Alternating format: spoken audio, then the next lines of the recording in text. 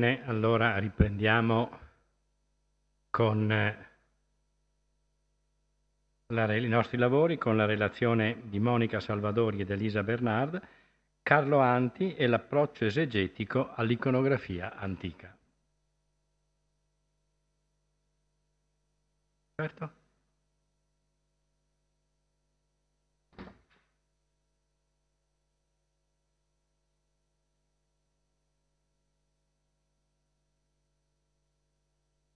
Bene, buonasera a tutti. Ringraziamo l'Istituto Veneto per averci invitato alle giornate dedicate a Carlo Anti. Rileggendo la produzione di Carlo Anti, dedicata al filone storico-artistico della ricerca archeologica, vogliamo porre l'attenzione su una serie di contributi dedicati all'approccio ermeneutico, che a nostro avviso rivelano l'interesse da parte dello studioso nei confronti del problema della decodificazione delle immagini e della sua piena consapevolezza della loro complessività di significato.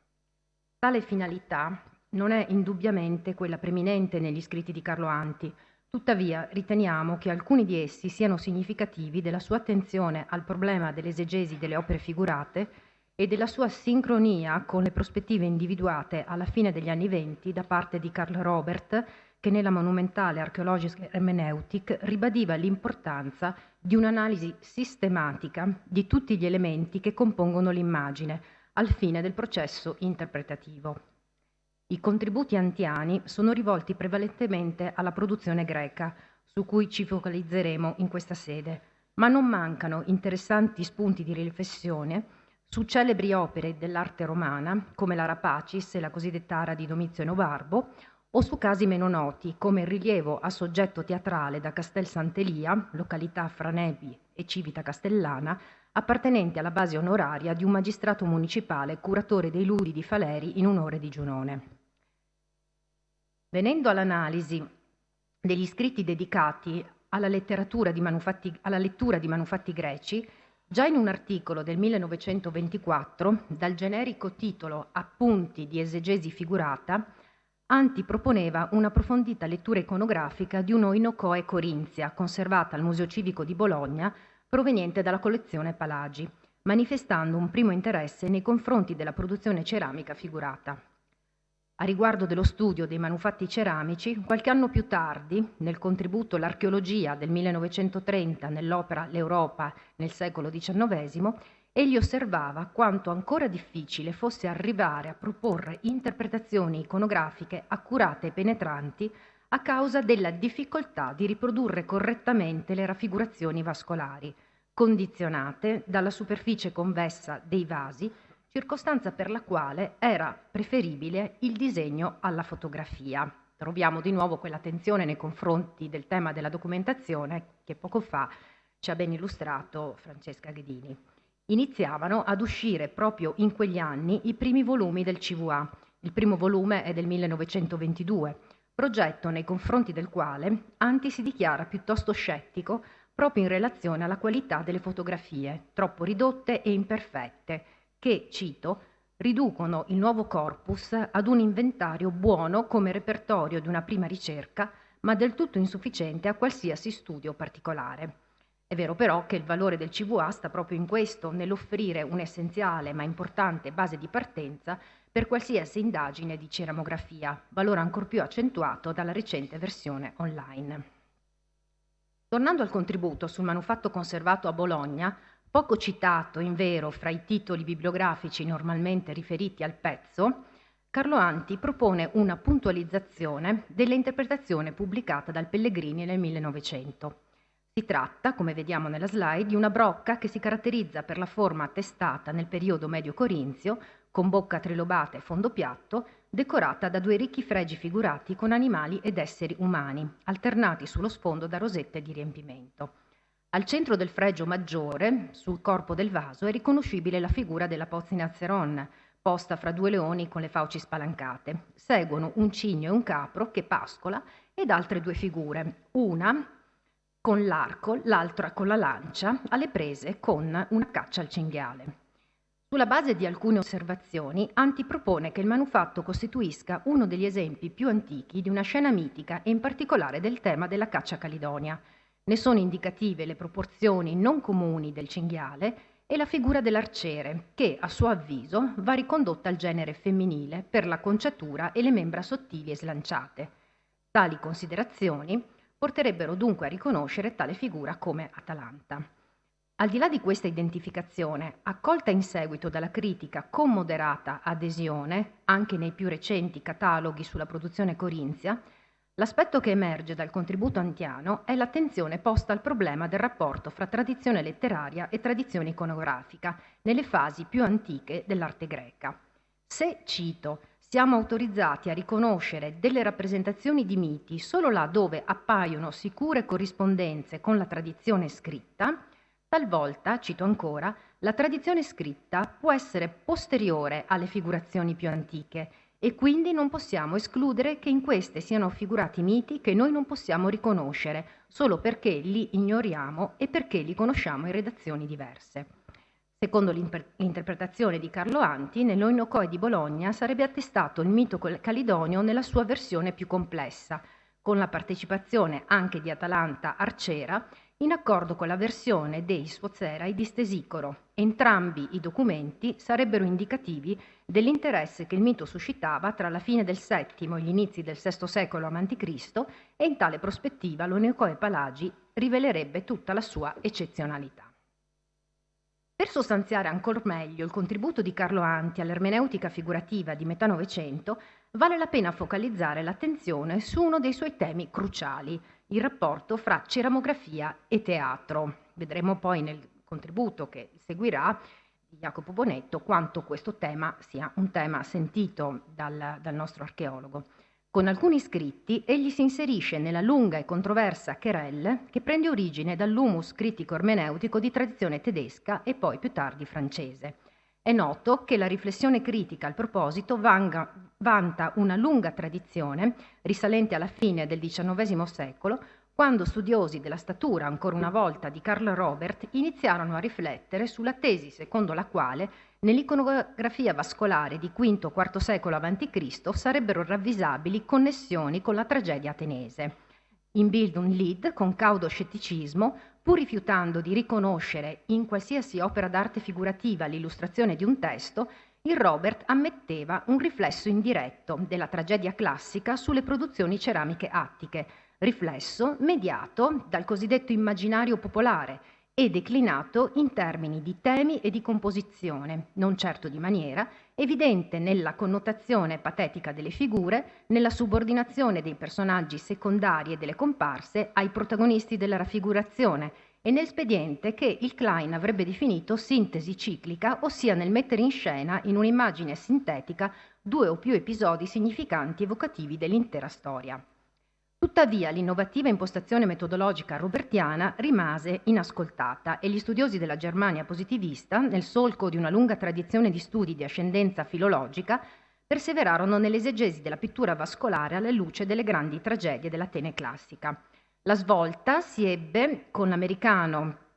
Addleston, il quale, pur ribadendo che le immagini non sono che una traduzione visuale di un modello letterario, sottolineava il fatto che queste non sono cristallizzazioni di scene teatrali, ma evocazioni auristiche di un continuum drammaturgico e che non di meno la complessità e la potenza evocativa del medium iconico, rafforzata dalla creatività del pittore, ne fa una fonte preziosa per ricostruire i drammi perduti e la scenotecnica antica. Soltanto una trentina d'anni più tardi, nel 1926, Louis Sechan, all'interno di una cornice metodologica che ribadiva l'influenza della poesia sull'arte figurativa e tentava di decodificare i segni di una influenza materiale del teatro, ovvero gli elementi scenici e drammaturgici che si rifletterebbero nelle scene vascolari, asserì con vigore che sin dalla metà del V secolo a.C. numerose opere ceramografiche procedono senza alcun dubbio dalla drammaturgia attica. Nel solco di questa tradizione, che la critica moderna definisce filodrammatica, prima che prendesse voce molto più tardi la polemica iconocentrica innescata da Jean-Marc Mouret, si pone il contributo di Carlo Anti. Il pensiero dell'archeologo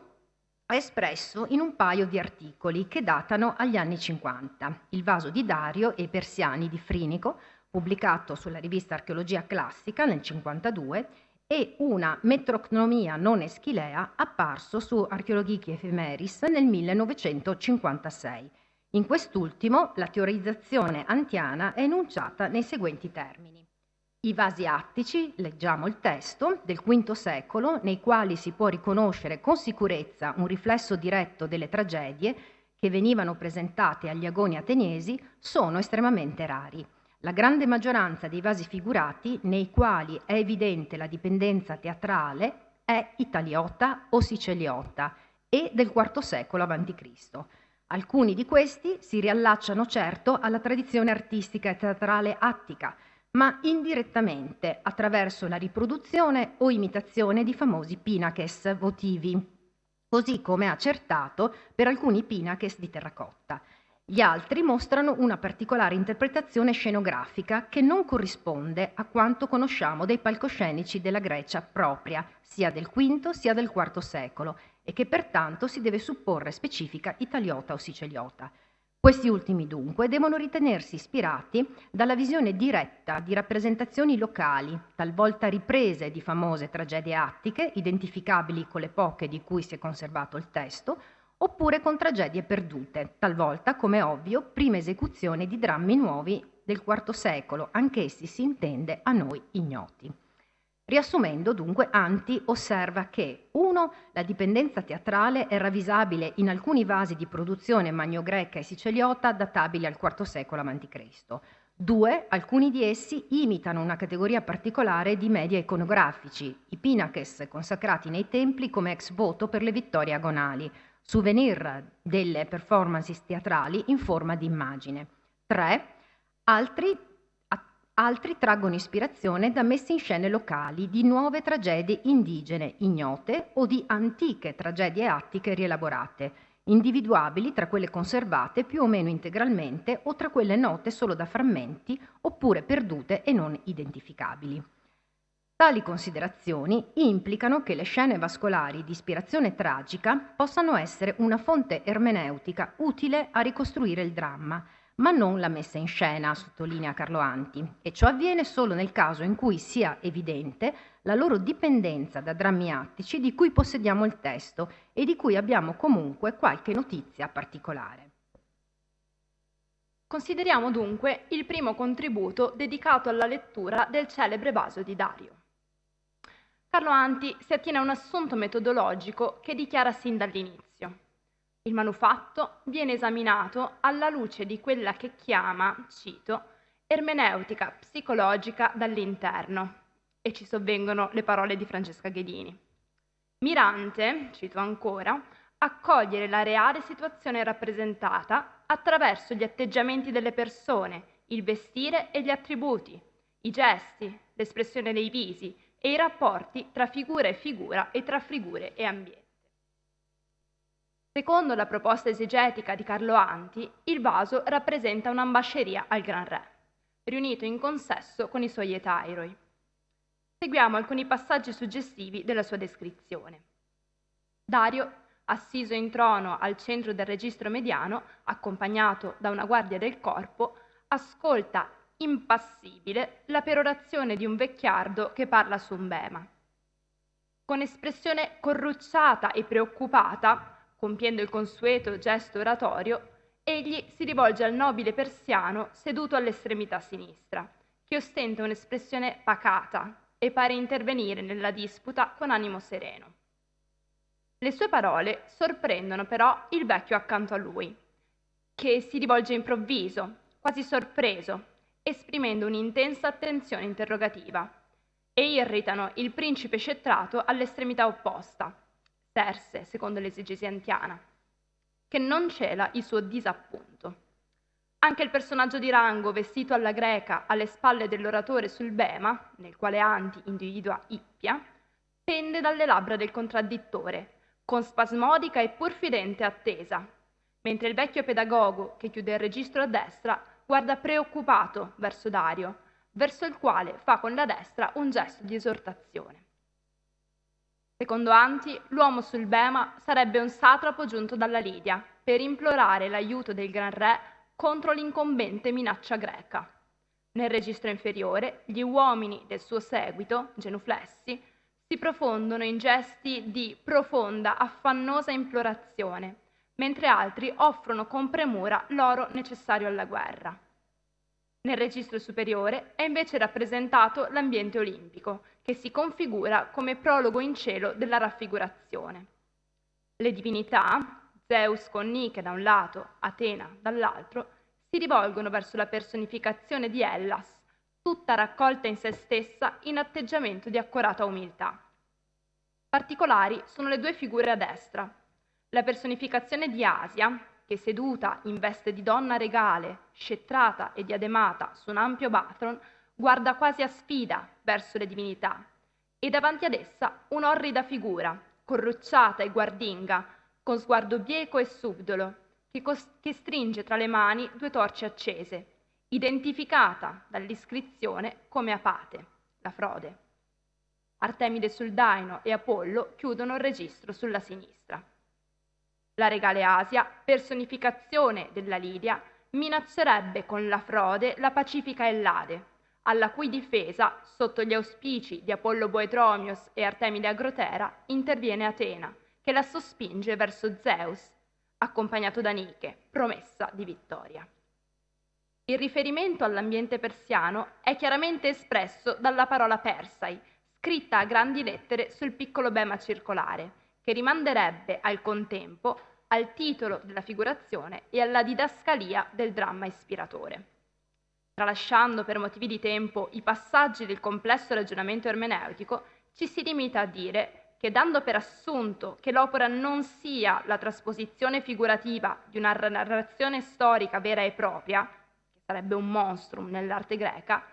e sottolineandone il carattere squisitamente poetico e drammatico, Carlo Anti afferma che essa non sarebbe una creazione originale di un decoratore italiota, ma dipenderebbe da un archetipo attico degli inizi del V secolo. Forse un pinax votivo per una vittoria drammatica, nel quale propone suggestivamente di ravvisare quello ricordato da Plutarco, dedicato da Temistocle in qualità di corego per la vittoria di Frinico del 476-475, con la trilogia di cui facevano parte gli eponimi Persai. In deroga alla sua stessa considerazione teorica che la pittura vascolare sia utile a ricostruire il dramma antico solo nel caso in cui possa essere messa in relazione a un testo noto e che sia comunque inutile a ricostruire la messa in scena antica, Anti utilizza il vaso di Dario come fonte ermeneutica per tentare di ricostruire le sequenze della tragedia perduta. Immagina un prologo in cielo monologico rivolto da Asia ad Apate, Cofon Prosopon, e, dopo la Parodos, un primo episodio fra Dario e il coro eponimo dei Persei, con le invocazioni al Gran Re e l'offerta dell'oro, seguito da altri episodi articolati dal dialogo fra Dario e il pedagogo, dal consesso degli Etairoi, centrato sul dibattito tra il satrapo Corifeo e il contraddittore, e infine dalla risoluzione del re, quindi l'Esodos. Se la critica filodrammatica precedente aveva preferito leggere l'opera alla luce della celebre omonima tragedia Schilea o riferirla a drammi ignoti, nell'esegesi della scena come trasposizione figurata dei persiani di Frinico, Carlo Anti innova, rielaborando in maniera sostanziale un'ipotesi interpretativa già avanzata in vero dallo Jan e più tardi e più efficacemente dal Furtwängler, mentre si deve a un'intuizione del Batzinger il modello di trasmissione che fa riferimento ai pinaches votivi come media iconografici. Seppure interpretazioni di natura storica abbiano trovato negli ultimi decenni più lati riscontri presso gli studiosi,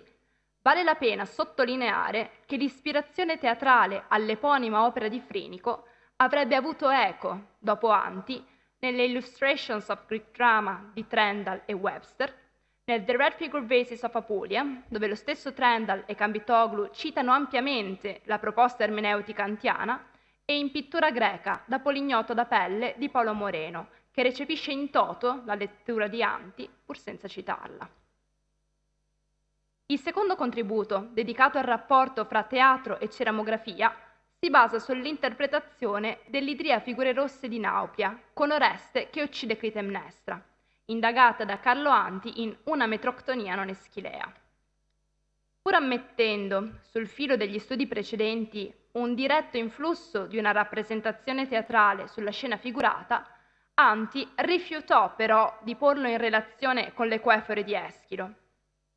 Sebbene il gesto della madre che mostra il seno trovi riscontro nelle parole della Clitemnestra Eschilea, la dipendenza dal poeta ateniese è confutata dall'allestimento della quinta scenica, segnatamente dalla presenza dell'altare sacrificale, incompatibile con la collocazione del dramma eschileo al di fuori del Palazzo degli Atridi, supposta e motivata dallo stesso Anti in un paio di articoli sulla scenografia della tragedia. Nuovamente in deroga alle considerazioni teoriche concernenti la ricostruzione drammaturgica e la messa in scena dei drammi antichi, nella riflessione antiana sull'Idria di Nauplia, proprio l'elemento scenico dell'altare diventa la chiave ermeneutica che permette all'archeologo di tentare di ricostruire il modello tragico perduto. Sul palcoscenico, come sull'Idria, si sarà svolto, sostiene, non l'atto supremo, ma la scena antecedente di Clitemnestra che, rifugiatasi come supplice presso l'altare, ne viene strappata con violenza. La variante del modello eschileo, rappresentata dall'atto sacrilego, si configura come un'esasperazione espressionistica del mito attico e darebbe conto del gusto per una drammaticità intensa e a tinte forti. La popolarità di un dramma, in fondo, sottolinea Anti, dipende più dalla teatralità esteriore che dall'intrinseco valore d'arte. Ed inoltre, sugli artigiani del ceramico, i drammi a grande effetto, facilmente traducibili in espressione figurata perché fatto d'azione più che di pensiero, possono aver influito assai più dei drammi a contenuto altamente e finemente poetico. A conclusione di queste riletture dei testi di Carlo Anti, concedeteci un'ultima riflessione.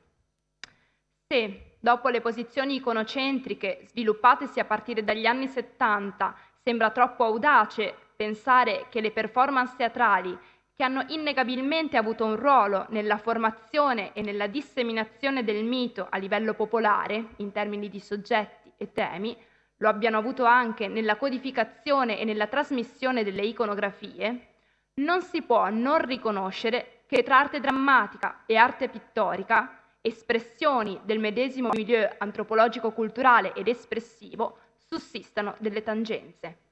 tali da consentire talora all'una di divenire ausilio esegetico per l'altra. Sia il mondo letterario, sia il mondo figurativo tout court presuppongono infatti un patrimonio codificato e condiviso di soggetti, temi, schemi, personaggi, gesti e attributi che costituiscono la coinè grammaticale della narrazione letteraria e della comunicazione eidetica su cui si fonda l'arte classica. Non è forse un caso che a siffatte tematiche abbia dato voce negli ultimi anni la scuola patavina, che in un mélange di differenti suggestioni si configura a posteriori come un erede dell'ermeneutica antiana.